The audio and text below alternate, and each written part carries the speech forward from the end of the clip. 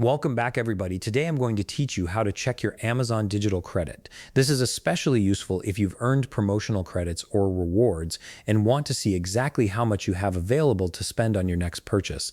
Let's get right into it. First, open your web browser and navigate to Amazon.com. Once the page loads, go ahead and log into your account. After you're signed in, you'll be taken to the Amazon homepage where you can access your account settings.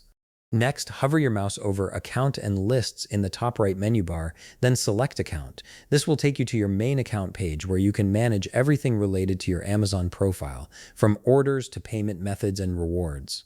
Now scroll down through your account options until you find No Rush Rewards Summary. This section is where Amazon tracks any digital promotional credits you've earned, typically from selecting slower shipping options during checkout. Click on it to view the details. On the No Rush Rewards page, look for the section labeled Total Rewards or Reward Balance. This is where Amazon displays how much digital credit you currently have available to use.